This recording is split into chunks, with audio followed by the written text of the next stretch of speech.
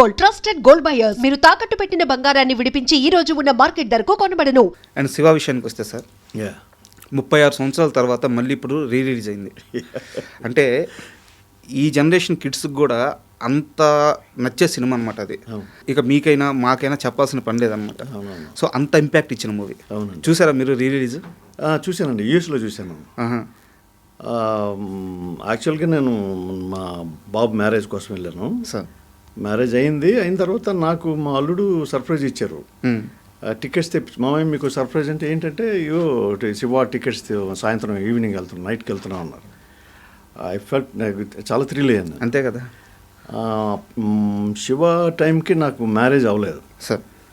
ఇప్పుడు రిలీజ్ టైంకి ఒకవైపు నా కొడుకు, ఇంకోవైపు నా అల్లుడు, ఇద్దరి మధ్యలో కూర్చుని సినిమా చూశాను. I thrilled like anything. Sir, Shiva cinema ఎలా ప్రారంభమైంది అనే దానికంటే ముందు, రైట్, మీ కెరీర్ అంతకు ముందు 1985లో మీరు ఇండస్ట్రీలోకి వచ్చారు. రైట్. అండ్ వంశీ గారు ఆయన డైరెక్షన్ అన్న, ఆయన ఇచ్చే క్యారెక్టర్స్ అన్న మీకు చాలా ఇష్టం. చాలా ఇష్టం. ఇండస్ట్రీలో రామ్ జగన్ క్యారెక్టర్లు ఇవ్వమని అడిగిన ఒకే ఒక్క డైరెక్టర్ వంశీ గారు మాత్రమే. మీరు బాగానే చెప్తున్నారు, మీరు ఎట్లా ఇన్ఫర్మేషన్ బాగానే గ్యాదర్ చేశారు. కరెక్టేనా? ట్రూ.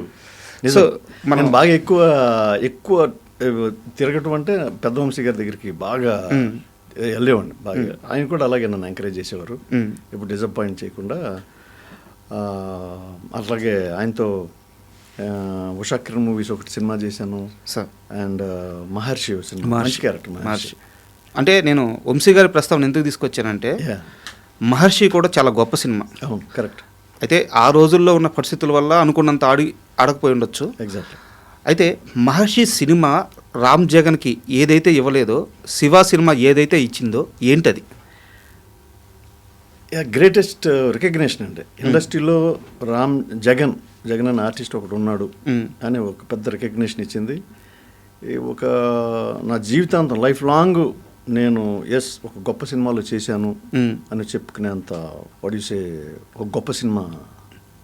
లైక్ మహర్షి అని అనుకోండి, చాలామంది చూడకపోవచ్చు, బట్ శివ గురించి అలా ఎవరు అనరు, అందరూ చూసి అంటారు. ఈ జనరేషన్ ఇప్పుడు రిలీజ్ అయిందంటే ఈ జనరేషన్ కూడా చూసినట్టే లెక్క కదా. అంతే కదా. సో చాలా గొప్ప, నాకు బోలంత బూస్టప్ అండి, నా కెరీర్కి బోలంత బూస్టప్, బోలంత రికగ్నేషను. పెద్ద వాళ్ళందరూ, నేను చిరంజీవి గారు కూడా ఒకసారి ఒక ఫంక్షన్లో, హరిప్రసాద్ గారు మ్యారేజ్లో అనుకుంటాను చెన్నైలో, మ్యారేజ్కి హరిప్రసాద్ గారు మాకు అప్పుడు క్లోజ్. సరే, ఆయనకి మ్యారేజ్కి వెళ్తే చిరంజీవి గారికి అప్పుడే చాలా పెద్ద స్టార్. అవును, అప్పటికి మెగాస్టార్. చాలా ఎక్కడుంటే అక్కడ ప్రొడ్యూసర్స్, డైరెక్టర్స్ అందరూ ఉండేవారు. ఆ మ్యారేజ్లో కూడా అలాగే ఉంటే, సరే మేము జనం ఉన్నారని దూరంగా నుంచి ఉంటే ఎలా అన్నారు, అవండి అన్నారు. నేను ఫస్ట్ టైం చూడటం చిరంజీవి గారిని డైరెక్ట్గా. సరే, నేను ఇట్లా వెనక చూస్తుంటే అవి వచ్చి లేదు మిమ్మల్ని అన్నారు. వెళ్ళా, నేను మీ శివ చూశాను, చాలా బాగా చేశారు, చాలా మంచి సినిమా, చాలా బాగుంది, ఎక్సలెంట్ మూవీ, బాగా చేశారు, థ్యాంక్ యూ సార్ అన్న. అట్లాగా ఆయన్ని కూడా లైక్ ఆయన దగ్గర నుంచి కూడా ఒక రికగ్నిషన్ వచ్చింది, నేను మర్చిపోలేను అవన్నీ. సో మహర్షికి శివకి ఉన్న తేడా నిజంగా చెప్పాలంటే, నాకు మహర్షి చేసిన దానివల్లే ఇది వచ్చింది అనుకుంటా ఉంటాను. ఎందుకంటేనండి, రాము గారు వంశీ గారి సినిమాలు అంటే బాగా ఇష్టం అంట. ఓకే. మహర్షి కూడా చూశారంట, మీరు బాగా చేశారన్నారు దాంట్లో. రాము గారు మీరు ఫస్ట్ నాకు శివనాగేశ్వర గారు పరిచయం చేశారు ఆయన్ని. ఓకే. హరియాన్మోల్ గారు ఆఫీస్కి వెళ్తే అక్కడికి వచ్చారు, ఏ పని మీద వచ్చారు తెలియదు. ఆయన కెమెరామెన్, అప్పుడు ఒక ఫస్ట్ డైరెక్ట్ చేయబోతున్నారు హరియాన్మోల్ గారు. అంటే ఇక్కడ sorry to interrupt you, please. ఎందుకు వచ్చారంటే, యాక్చువల్గా ఫస్ట్ గోపాల్ రెడ్డి గారిని పెట్టుకోవాలన్న ఆలోచన ఓన్లీ రామ్ గోపాల్ వర్మ గారిది మాత్రమేనంట. ఓకే. శివనాగేశ్వరరావు గారు వద్దంటున్నారంట గోపాల్ రెడ్డి గారు. నాకు చెప్పారు, హరిహర్మోల్ గారిని పెట్టుకుందాము, గోపాల్ రెడ్డి గారు చాలా బిజీగా ఉంటారు, ఓకే, కొబ్బరికాయ కొట్టడానికి వస్తే గుమ్మడికాయ కొట్టడానికి రారు, మధ్యలో ఇటు వెళ్ళిపోతారు, ఆయన చాలా బిజీ, చాలా సినిమాలు ఆయన చేతిలో ఉంటాయి, పెద్ద సినిమాలు. సో అందుకని ఆ రోజు వాళ్ళు హరిహర్మోల్ గారిని కలవడానికి వస్తే ఎగ్జాక్ట్లీ మీరు అక్కడ ఉన్నారు. అక్కడ నేను ఉన్నాను. అక్కడే నేను హరియాన్మోల్ గారి దగ్గర ఉన్నట్టు, ఆయన ఈజ్ వెరీ ఎఫెక్షనేట్ అండి. మమ్మల్ని చాలా ఒక ఫ్రెండ్ లాగా, ఎంతో పెద్ద కెమెరామెన్ లాగా ఉండేవారు కదా ఆయన, అందరితో చాలా క్లోజ్గా ఉండేవారు. ఆయన పోలీస్ రిపోర్ట్ అని సినిమా స్టార్ట్ చేయబోతున్నారు. సరే నేను ఆయన కలవటానికి ఆఫీస్కి వస్తే అక్కడ నేను కలిసేసి కిందకి దిగిపోతున్నాను, వీళ్ళు పైకి వస్తారు మెట్ల మీదకి, స్టీప్గా ఉంటుంది మెట్లు. ఓకే. వాళ్ళు పైకి వస్తున్నారు కదా, నేను కొంచెం పక్కకు వచ్చాను. వాళ్ళు పైకి వచ్చిన తర్వాత నాగేశ్వర గారు ఏం జగన్ అంటే ఏం లేదని హరి గారిని కలవటానికి వచ్చాను, హరిహరమల్ గారు కలవటం. ఈయన రామ్ గోపాల్ వర్మ అన్నపూర్ణ సినిమా డైరెక్ట్ చేయబోతున్నాను, Annapurna studios sir. Good morning sir అన్న, నమస్కారం అన్న. అయిపోయిన తర్వాత మీరు మహర్షిలో చేశారు కదా అన్నారు. అవునండి అన్న. మంచి క్యారెక్టర్ బాగా చేశారన్నారు. థ్యాంక్స్ అండి. మీరు చూసారా ఫస్ట్ అదే అడిగాను. లేదండి నేను వంశీ గారి సినిమాలకు మంచి ఫ్యాన్, నేను అంటే నాకు ఇష్టం అన్నారు. థ్యాంక్స్ అండి అన్నాను. సరే శివనాశ్వర గారు నెక్స్ట్ డే ఆఫీస్కి రమ్మన్నారు. సరే ఆఫీస్కి వెళ్ళటం, అక్కడ ఈయన ఆడిషన్ చేయటం రాము గారు. సో అలా కారణం రాము ఆఫీస్కి వెళ్ళటం, లేదా మహర్షి సినిమా చూడటం, నాగేశ్వరరావు గారి వల్ల నాకు ఆ సినిమా వచ్చిందని ఎప్పుడు నేను మర్చిపోను, శివనాశ్వర గారి వల్ల. అయితే ఇక్కడ ఒక క్వశ్చన్ సార్, ప్లీజ్. రీసెంట్గా నేను శివనాగేశ్వరరావు గారిని ఇంటర్వ్యూ చేశాను. ఓకే. ఆయన అడిగినప్పుడు ఆయన ఒప్పుకున్నాడు కూడా ఆ క్వశ్చన్కి. ఆర్జీవీకి తెలియకుండా ఆయన శివ టీంలో అందరూ తన మనుషులను నింపేశాడు. యాక్చువల్గా చిన్నాకే చెప్తాను, చిన్న వద్దన్నారంట. అవును నాగేశ్వరరావు గారు అది చెప్తాను, చిన్నాకే చెప్పారు. ఫస్ట్ షూటింగ్లోనే చెప్పారు. అవును ఏమయ్య నిన్ను వద్దని చెప్పానా, శివ షూటింగ్లోనే జరుగుతాను, నిన్ను వద్దనన్నాయా, కానీ రాముకు నచ్చావు నువ్వు అందుకని పెట్టుకున్నారా ఇదని. ఆయన ఫ్రాంక్ మనసులో ఉంచుకోరు ఆయన. అవును, ఈజ్ వెరీ ఫ్రాంక్. అంటే చిన్నగారి విషయం పక్కన పెడితే చక్రి, అవును కరెక్ట్, అది వరకు శివనాగేశ్వరరావు గారికి వచ్చి కలిసి వెళ్ళారు. కరెక్ట్. అలాగే గణేష్ క్యారెక్టర్ చేశారు ఒక అతను, కన్నడ రాజా గణేష్. ఆయన శివనాగేశ్వరరావు గారి రూమ్మేట్. ఓకే. తర్వాత తెలియదు నాకు. తర్వాత వచ్చేసి ఉత్తేజ్ గారు, అప్పటికే శివనాగేశ్వరరావుతో కలిసి పనిచేశారు ఆయన. సో వీళ్ళందరినీ ఆర్జీవీకి చెప్పకుండా ఆర్జీవీ చేతే ఓకే చేయించుకొని ఆయన శివ టీంలో కలిపేశారు. మిమ్మల్ని కూడా అలా కలిపారా లేకుంటే? లేదండి, సడన్ గా జరిగింది. అట్లాగేం కాదండి, సడన్ గా అది అసలు నిజంగా చెప్పాలంటే ఇప్పుడు అన్ని తలుచుకుంటే మిరాకిల్ ఏదే. నేను కనుక ఒక 5 minutes లేట్ అయ్యి ముందే వెళ్ళిపోయి ఉన్నా, లేదు వాళ్ళు 5 minutes లేట్గా వచ్చున్నా, నేను శివలో ఉండేవాడిని కాదు. అంతే. ట్రూ. మన నేను హరిగారిని అసలు టోటల్గా హరిగారిని కలవడానికి రాకపోయి ఉంటే ఆ రోజు లేదు, నేను ఆ సినిమాలో ఉండేవాడిని కాదు డెఫినెట్గా. అంతే. ఎందుకంటే మీరు ఎలాగో వెళ్ళి అవకాశాలు అడగదు. తక్కువ అంటే అడుగుతాను, అంటే ఎవరి దగ్గర నుంచి కాల్ వస్తే నేను వెళ్తానండి, పరిగెత్తుకెళ్తా. ఎవరి దగ్గర నుంచి అని వచ్చింది అనుకోండి, వెంటనే వెళ్తాను, ఇమీడియట్గా వెళ్తా. ఎవరు కొత్త డైరెక్టర్, చిన్న director, I never see that. మీకై మీరు వెళ్ళి కలవరు కదా ఎవరిని? ఏదో మీకు నచ్చిన వాళ్ళు, మీకు తెలిసిన వాళ్ళు.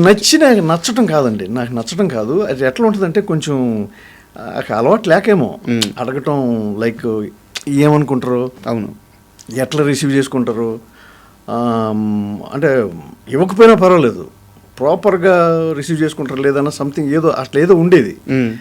ఈయన చాలా ఫెంటాస్టిక్గా రిసీవ్ చేసుకున్నారు పెద్ద వంశీ గారు, పిన్సిట్ రవిరాజ గారు కూడా. నేను నా దగ్గర వర్క్ చేయలేదు కానీ హ్యాట్స్ ఆఫ్ ఆయనకి, హ్యాట్స్ ఆఫ్. అంతే, ఎక్సలెంట్.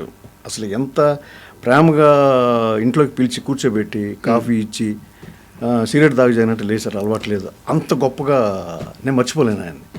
వర్క్ చేయలేదు, అలా ఉంటే నేను 10 సార్లు 4 సార్లు ఎప్పుడైనా వెళ్ళగలుగుతాను నేను. అంతే కదా, ఎవరైనా అంతే, ఎవరైనా మన సైకాలజీ కరెక్ట్. అంతే తప్పించి వెళ్ళకూడదు అనే రూల్ ఏం పెట్టుకోలే. ఒక అదేదో ఓకే. ఆర్జీవి గారు కలిశారు, రేపు రమ్మన్నారు, రైట్, ఆఫీస్కి వెళ్ళారు. తేజ గారు మీ మీద ఏదో పని చేశారంట. పంచే వేయలేదండి, పంచే వేయలే. అంటే ఆడిషన్ చేశాను, విపరీతంగా నచ్చింది. అంటే నాకు ఇప్పటికీ గుర్తు రాము గారి ఫేస్లో అంత వాట్ యు సే, ఒక అంటే నేను చేసింది ఎలా చేస్తానో కూడా నాకే తెలియదు. అంతకుముందు ఎప్పుడు చేయలేదు నేను. అది ఒక బిట్ ఏదైతే పెర్ఫామ్ ఏదైతే చేశానో అది అంతకుముందు నేను ఎక్కడ చేయలే. సో నాగేశ్వరరావు గారు ఈయన నాగేశ్వరరావు గారు చాలా బాగుంది కదా, వండర్ఫుల్ అన్నారు, అయిపోయింది. నెక్స్ట్ డే మార్నింగ్ రమ్మన్నారు. నెక్స్ట్ డే మార్నింగ్ అంటే ఓకే. అప్పటి వరకు ఉన్నది ఏంటంటే ఎస్ ఓకే, నేను ఓకే అనుకుంటున్నాను, నేను సెలెక్ట్ అయ్యాను అనుకున్నా. నెక్స్ట్ డే మార్నింగ్ రమ్మంటే నేను ఈవినింగ్ వెళ్ళాను. నాకు పని వల్ల సంథింగ్ నాకు గుర్తులేదు కానీ ఈవినింగ్ వెళ్ళా. జగన్ పొద్దున్న రమ్మంటే ఇప్పుడు వచ్చేవేంటి, రాము గారు ఇప్పుడే వెళ్ళాడు అని. సారీ సార్ అని చెప్పా పని గురించి. సరే రా అని మళ్ళీ సేమ్ అంతకు ముందు రోజు ఆడిషన్ చేసిన రూమ్లోకి తీసుకెళ్ళి కూర్చోబెట్టి తేజ మన లెటర్ హెడ్ ఇది ఉంటుంది కదా, లెటర్ హెడ్ మీద అన్నపూర్ణ స్టూడియోస్ లెటర్ హెడ్ మీద డేట్స్ డేట్లు రాసిచ్చి డేట్లు రాసిస్తే చాలా డేట్లు ఉన్నాయి.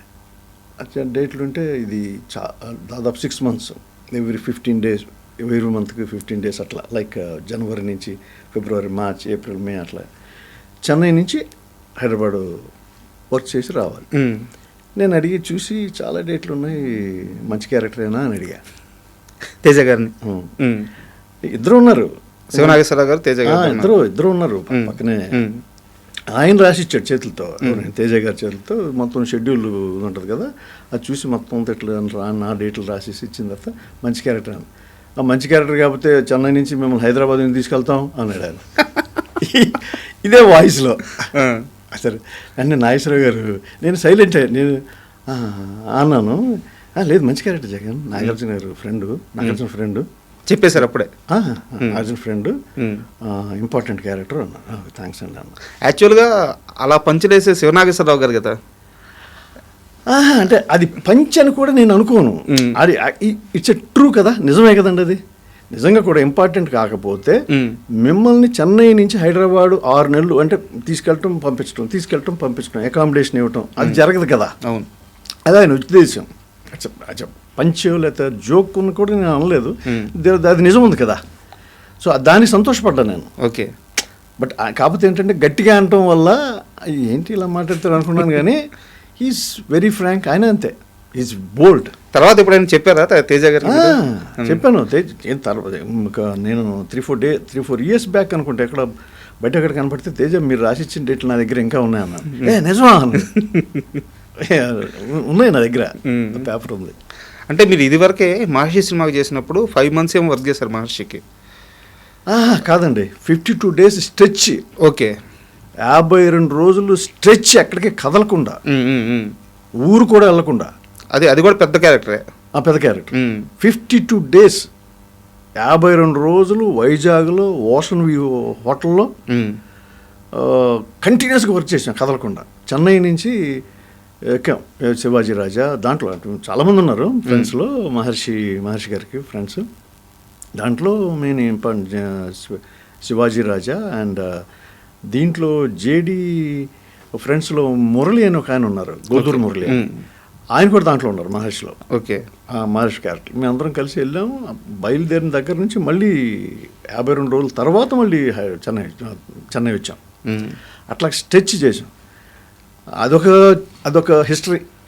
అయితే శివ ఫస్ట్ డే షూట్ మీ క్యారెక్టరేషన్ అనుకుందాం. అవును, అంటే అందరికీ కొత్త శివ మీ దగ్గరికి వస్తే మీరు అప్పటిదాకా చేసిన యాక్టింగ్ ఒకటి, అప్పటిదాకా ఉన్న కెమెరాస్ ఒకటి, ఎగ్జాక్ట్లీ అప్పటిదాకా ఇచ్చిన కెమెరా లుక్ ఒకటి, డిక్షన్ ఒకటి, కరెక్ట్, అండ్ డైలాగ్ డెలివరీ ఒకటి, కరెక్ట్. బట్ శివతో అన్నీ మారిపోయినాయి.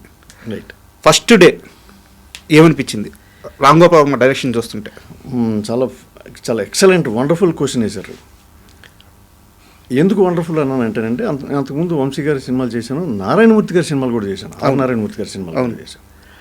ఆయన ఇలా చేయండి అనరు, నారాయణమూర్తి గారు అలా చేయండి అనరు. డైలాగ్ ఏదో చెప్తే గట్టిగా చెప్తే వెరీ గుడ్ బాస్ అంటారు.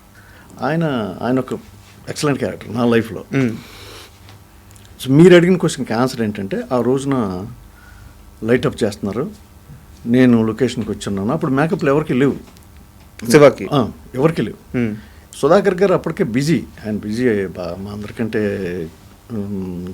చాలా సినిమాలు చేస్తున్నారు ఆయన. సుధాకర్ గారు ఆయన కూడా మేకప్ వేసుకునేవారు కాదు.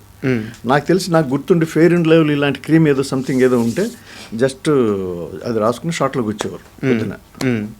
అది గుర్తుంది సుధాకర్ గారి గురించి. మరి అమల గారు అప్పటికే హీరోయిన్ కదా, బిజీ, వేరే అదర్ లాంగ్వేజ్లో కూడా చేస్తున్నారు ఆవిడ, తమిళ్ వాటిలో కూడా చేస్తున్నారు, తెలుగు సినిమాలో కూడా ఆవిడ మేకప్ వేసుకున్నారేమో. కానీ మాకెవ్వరికి నో మేకప్. సరే నేను కాస్ట్యూమ్స్ వేసుకున్నాను, వచ్చి లొకేషన్లో అనిపెట్టి లైటప్ చేస్తున్నారు. నుంచుంటే జగన్ అన్నారు. జగన్ సార్ అన్న. మీ ఇద్దరం అలా నడుచుకుంటూ ఆ స్ట్రీట్ చివరి దాకా వెళ్ళిన తర్వాత ఆయన మొత్తం అరటిపండు ఊల్చిపెట్టినట్టు రాము గారు, ఇది అప్పటికే అసలు నేను ఫస్ట్ డే షూటింగ్ నాకు తెలియదు, అంతకుముందు ఏం జరిగిందో దాని తర్వాత ఏం జరుగుతుందో నాకు తెలియదు. మీరు నాగార్జున దగ్గరికి ఇట్లా వెళ్తారు సినిమాకి రమ్మని, తను రాడు, నువ్వు సుధాకర్ వెళ్ళిపోతారు. వెళ్ళిన తర్వాత వాళ్ళిద్దరూ మళ్ళీ సినిమాకి వస్తారు. అది చూసి ఒక సీన్ ఉంటుంది. అమ్మాయి అడిగేసరికి సినిమాకి వచ్చాడని చెప్పి అది సీన్ ఉంటుంది. అయిపోతుంది సినిమాలో. ఇలా సాంగ్ ఏదో ఉంటుంది. అది అయిపోయిన తర్వాత మళ్ళీ బయటకు వచ్చిన తర్వాత ఆటో ఎక్కి వెళ్ళిపోతే నేను రమ్మంటారు. లేదు మా ఇల్లు పక్కనే అని చెప్పి నువ్వు నడుచుకుంటూ వెళ్తావు అని ఇంత డీటెయిల్గా చెప్పిన డైరెక్టర్ ఎవరు లేరు అప్పటి వరకు నాకు. ఓకే. అంటే ఇన్ ద సెన్స్ అంత ఇంపార్టెంట్ క్యారెక్టర్ చేయలేదు అని చెప్పొచ్చు.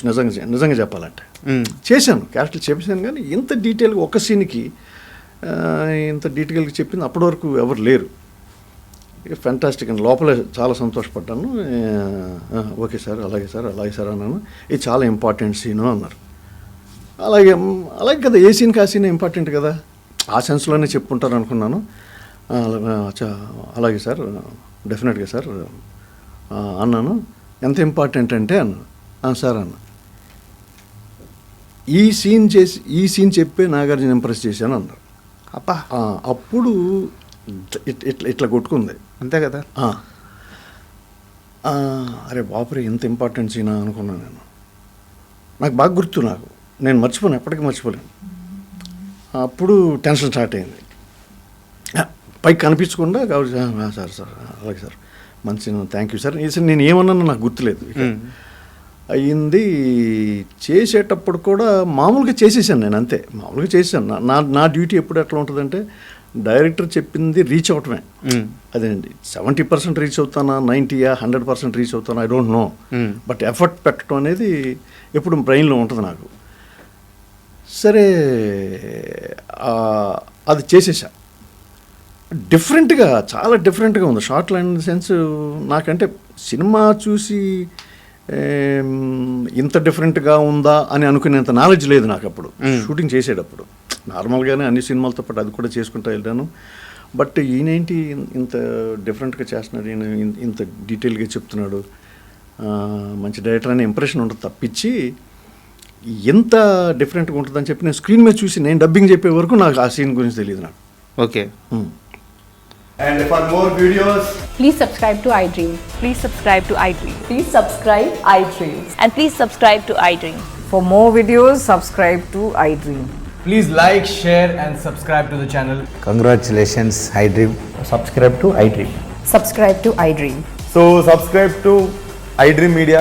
iDream ki iDream team andarki huge congratulations. Please subscribe iDream Media. Please subscribe to iDream. Subscribe iDream. Please subscribe to iDream. iDream అంటే నా కళల ఛానల్ సబ్స్క్రైబ్ చేసుకున్న నోరు తిరుగుతలేదు, మీరైతే గంట గుర్తు కొట్టండి. For more